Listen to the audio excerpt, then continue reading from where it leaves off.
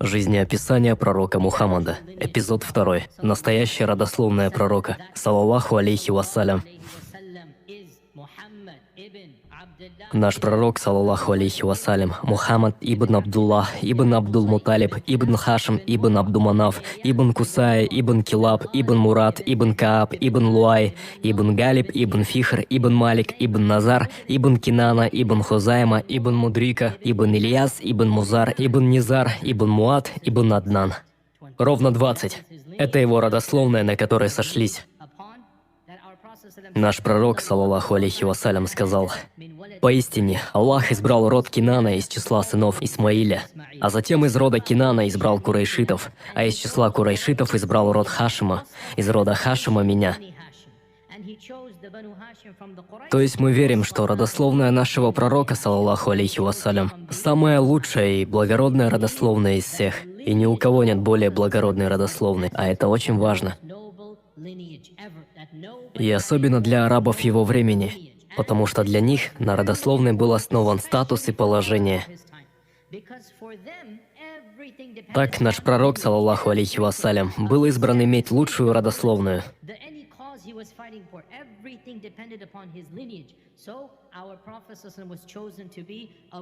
Теперь мы переходим прямо и непосредственно к родителям пророка. Это, конечно же, Абдуллах и Амина. Так, дочь Вахба Амина и сын Абдуль-Муталиба Абдуллах решили пожениться. Итак, Абдуллах женился на Амине за несколько дней, как он ушел с караваном. И говорится, что он едва провел с ней 3 или 5 дней, прежде чем его караван ушел. Он не провел даже недели со своей невестой, прежде чем уйти с караваном. И, как вам известно, они вновь больше так и не увиделись. То есть у них было крайне короткое замужество, потому что как только они поженились, ему пришлось уехать вместе с караваном, примкнуть к каравану и проделать весь путь до Сирии. На обратном пути из Сирии он почувствовал, что сильно заболел, и караван шел медленно из-за него. И ко времени, как они достигли Ясриба, который впоследствии стал называться Мединой, он обратился к каравану и сказал: «Я замедляю вас. У меня тут в Ясрибе есть родные. Я останусь с ними, пока не восстановлюсь, а вы возвращайтесь в Мекку». Когда караван вернулся в Мекку, Амина была вся в предвкушении. «Мой муж вернулся, я расскажу ему, что я беременна». И вот, оказалось, что он был не с караваном. Так что, скорее всего, Абдуллах даже не знал, что Амина беременна. И на самом деле, если мы верим в эту версию событий, приводимую Ибн Саадом, он не мог знать этого, потому что он был с ней всего 4 дня.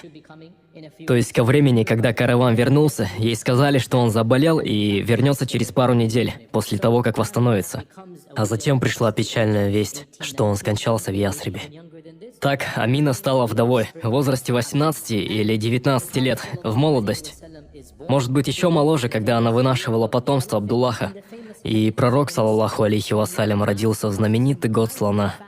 В известном хадисе, приведенном в Сахихе Муслима, один человек спросил у пророка: «Почему ты постишься в понедельник?» И он ответил: «В этот день я родился, и в этот день мне снизошло откровение». То есть ему снизошло, читай, именно в этот день. И так мы узнали, что он родился в понедельник.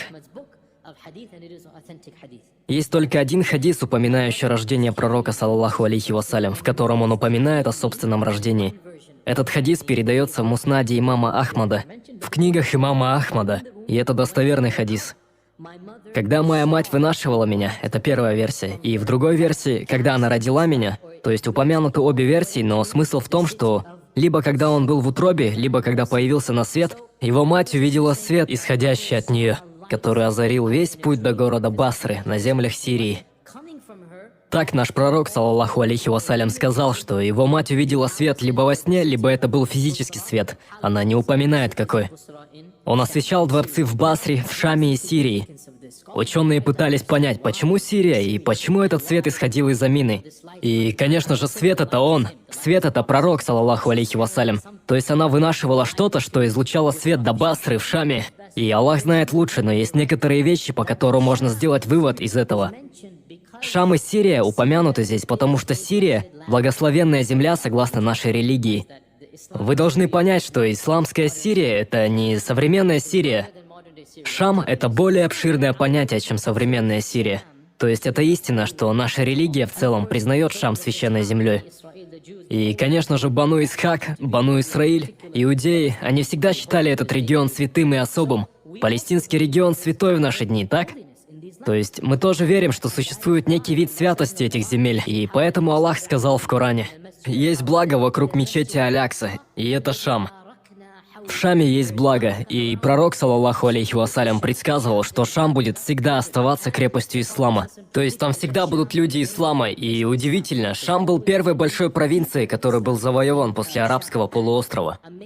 Прямо после смерти пророка, саллаллаху алейхи вассалям, во времена Умара ибн аль-Хаттаба, Шам был завоеван одним из первых городов. И, возможно, первым завоеванным городом вне арабского полуострова был город Басра. Так что есть указания на то, что пророк, саллаллаху алейхи вассалям, собирался бросить вызов статусу кво. Шам был правой рукой Византийской империи. Я имею в виду Дамаск. Вы можете себе представить? Мы думаем, что Дамаск был арабской землей и арабской цивилизацией, но до прихода ислама Дамаск был правой рукой Византийской империи. Он был сокровищницей римлян. Он был местом, где происходило все. Торговля, ремесло, культура и цивилизация. И все остальное было там. Об этом даже невозможно было мыслить арабам. Что однажды Дамаск станет сердцевиной арабской цивилизации. Столица аммиядов была в Дамаске. То есть демонстрация света, доходящего до границ Сирии, указывала на то, что ислам дойдет до этих земель. И это в точности то, что и произошло. Самой первой землей, что была завоевана, была земля Сирии.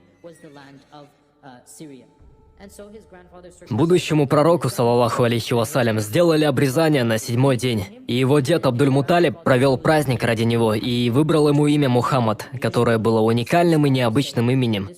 Некоторые ученые говорят, что это было неизвестное имя для арабов, а другая группа ученых сказала, что оно было известным, но не было распространенным, и это более сильное мнение, потому что у нас есть ссылки на людей, чье имя было Мухаммад.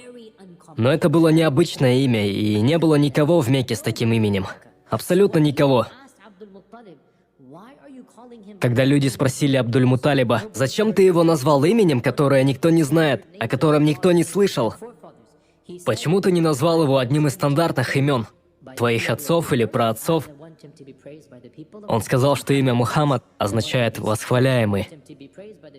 И он хотел, чтобы он был восхваляем на этой земле и на небесах.